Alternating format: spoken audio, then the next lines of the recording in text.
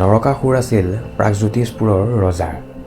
এই নৰকাসুৰ নামৰ দৈত্যটো ভূমিদেৱী আৰু বৰাহৰ পুত্ৰ আছিল।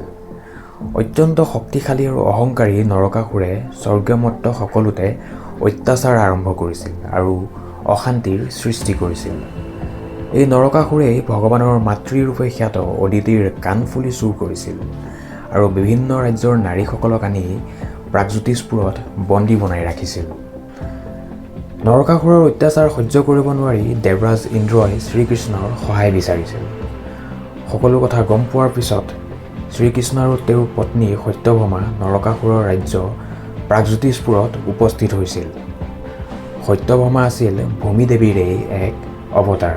শ্ৰীকৃষ্ণ আৰু নৰকাসুৰৰ মাজত তয়াময়া যুদ্ধ লাগে।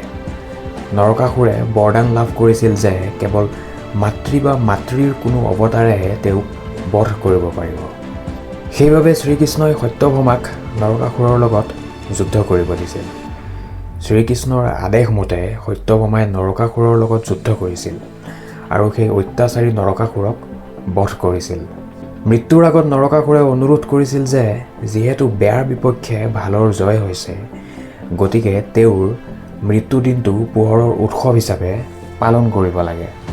সেইবাবে দেৱালীৰ আগৰ দিনটো নৰক চতুৰ্দশী হিচাপে পালন কৰা হয় আৰু দেৱালীত চাকি বন্তিৰে পোহৰাই ৰখা হয়। এইদৰে নৰকাসুৰে বন্দী কৰি ৰখা 16,100 গৰাকী নাৰীক শ্ৰীকৃষ্ণই মুক্তি প্ৰদান কৰিছিল। ইমান দিন নৰকাসুৰৰ বন্দী হৈ থকাৰ বাবে সমাজৰ কোনো ব্যক্তিয়েই সেই নাৰীসকলক বিয়া কৰিব বিচৰা নাছিল।